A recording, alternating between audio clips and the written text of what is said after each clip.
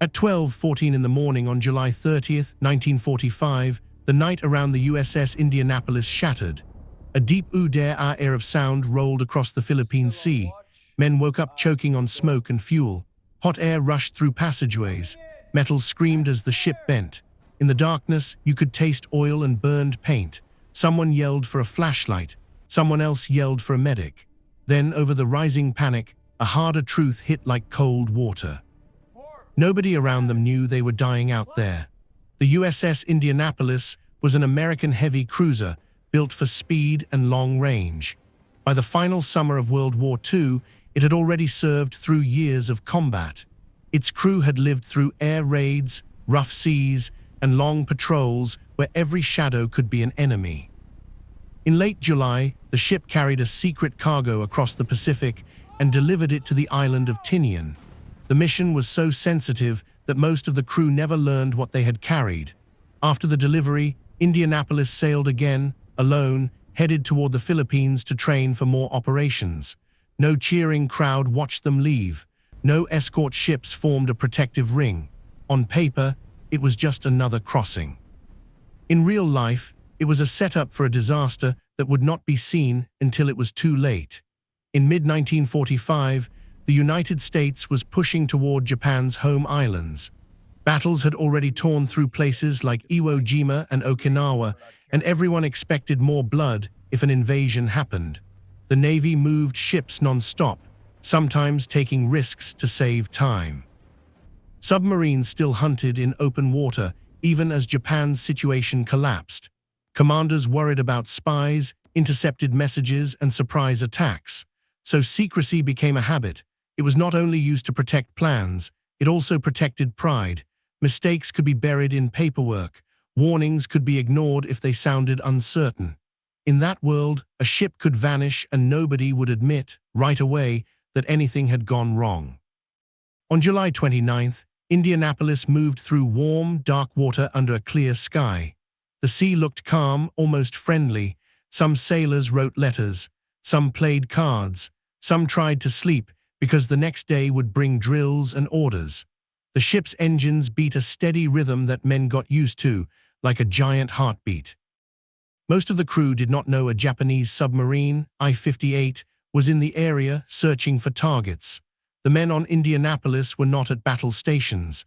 They were not fully relaxed either, because war never allowed that. But they were tired, and tired men believed routine would carry them through.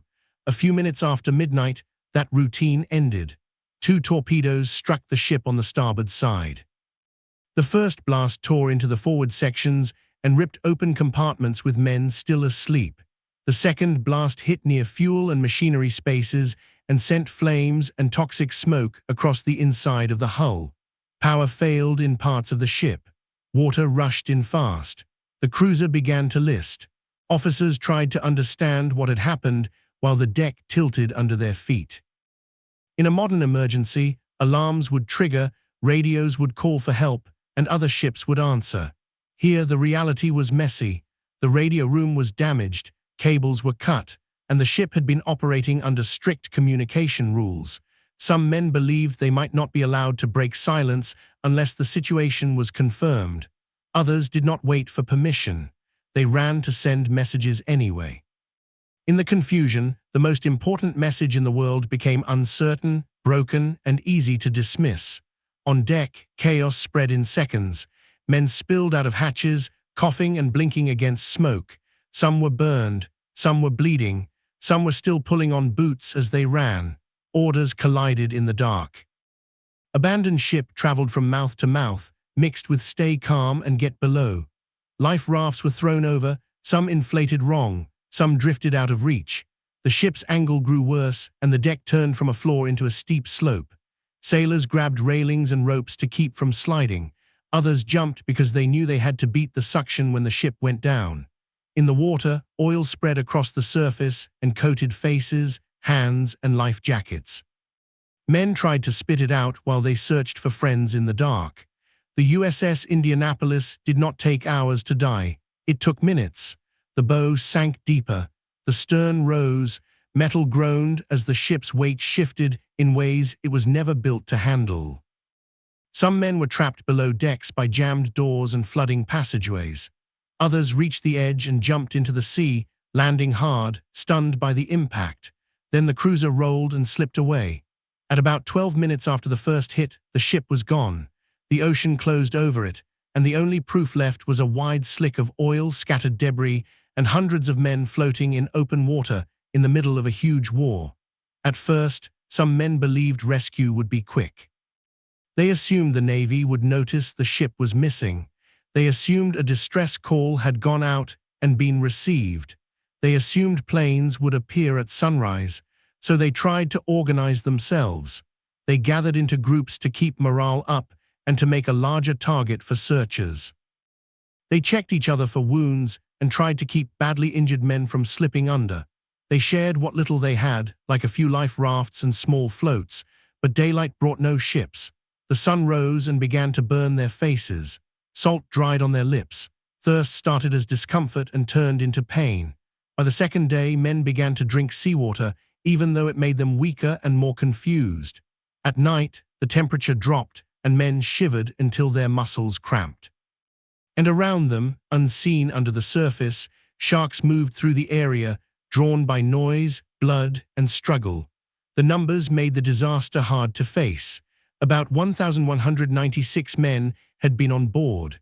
Around 300 went down with the ship in the first minutes.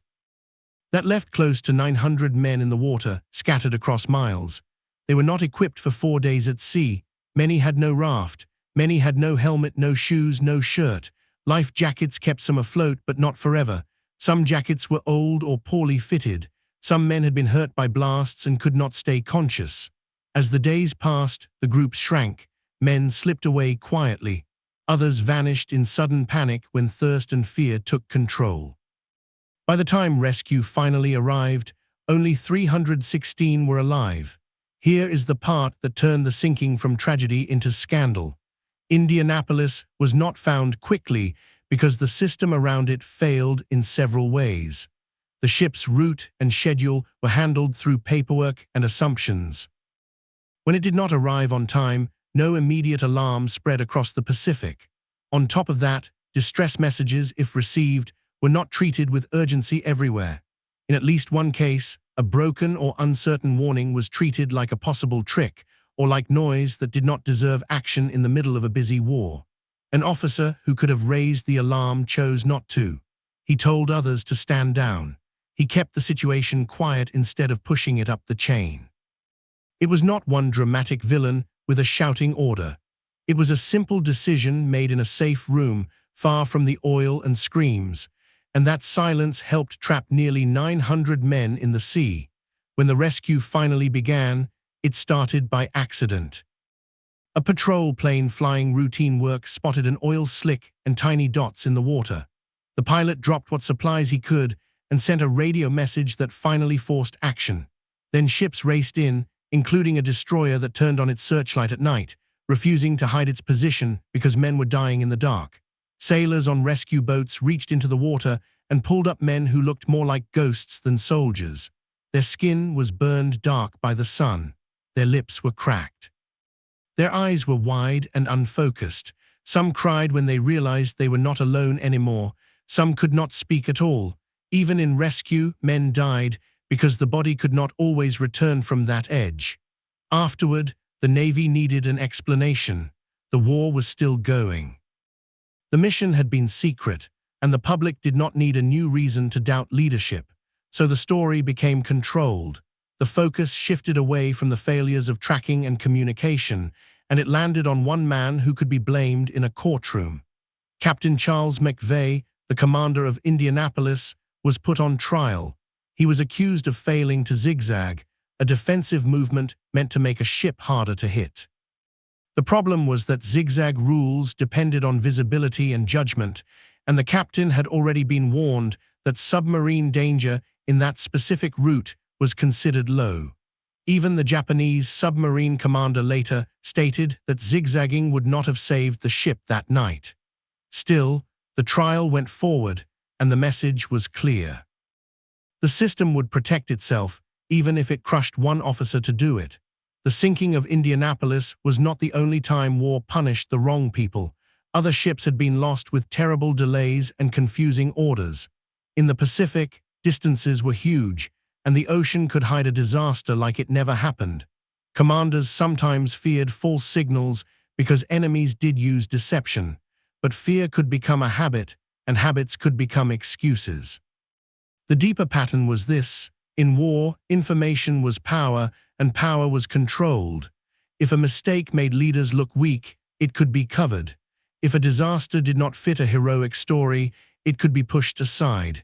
Indianapolis did not die in a famous battle. It died alone, on a transfer run, and that made it easier to treat the deaths as an administrative problem instead of a national wound. Inside the Navy, the impact was personal and ugly. Survivors returned carrying guilt that never left. Some remembered friends calling for help until their voices disappeared. Some remembered the way discipline broke down as men lost hope. Families back home received telegrams that did not fully explain what had happened. For years, many people only knew the ship had been lost and that few had returned.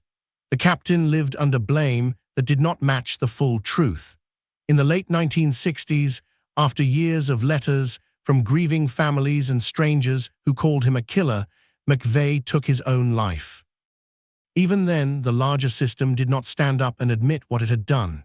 Decades later, the truth kept surfacing, piece by piece, because survivors and researchers refused to let the silence win. Records were examined again. Testimony was reread. Pressure grew. In the early 2000s, McVeigh was formally cleared by Congress and later acknowledged by the Navy, a late gesture that could not return the dead or heal the living. The wreck itself remained lost for a long time, lying deep in the Philippine Sea. When it was finally located in the modern era, it sat far below reach, a broken steel grave in darkness, still holding the shape of that night. Today, memorials for the USS Indianapolis stand on land, far from the place where the ship vanished. Names are carved into stone.